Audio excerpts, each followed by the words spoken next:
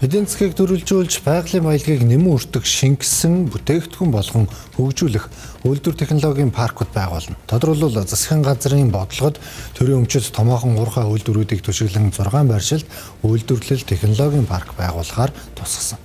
Харин Чингис хаан баялагын сан нэгдэл компани энэхүү бодлогыг гардан хэрэгжүүлжээ.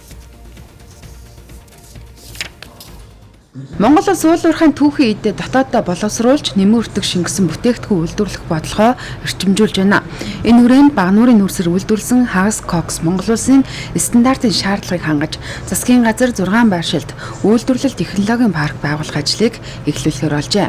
Ингэхдээ агаарын бохирдлыг бууруулах үндэсний ороонд дэргэдэх эрдэмтдийн зөвлөл Эрдэнэс үйлдвэрлэл технологийн парк компани нүүрс Ферлозын үйлдвэрлэсэн Хагас Коксын туршилтын үр дүн хэлэлцэж бүтээгдэхүүн Монгол улсын стандартын шаардлагыг бүрэн хангасан гэж дүгнжээ.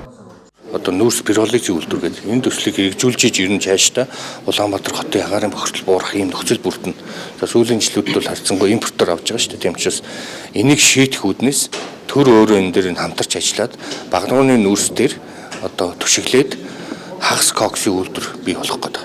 За энэ дээр нийслэл Чингис хаан баялагын сан нэгдэл өөрсдөө оролцоогоо хангаад үлдсэн хэсгээр нь хувийн хвшил гадаад дотоодын хөрөнгө оруулагчдыг татаад дотоодын ийм үйлдвэртэй болёо. Ингэжээж бид нэр Хагас Кокстой дотоодын үйлдвэрлэж одоо энэ агаарын бохирдлын асуудлыг бид нэр шийдэж чаднаа. Төр хувийн хвшлийн түншлэл хамтын ажиллагаагаар бас эдгээр үйл ажиллагаануудыг цаашдаа бас доктортой байдлыг хангаж үр ашгийг нэмэгдүүлж явах юм зорилго бол байгаа.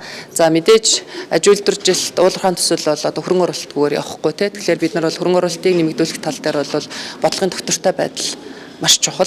Эдгээр паркууд ашиглалтанд орсноор уул уурхай түүхийн эдэг дотооддоо боловсруулж нэмэн өртөг шингэсэн бүтээгдэхүүний үйлдвэрлэл нэмэгдэхээс гадна экспортын бүцэд сайжирна.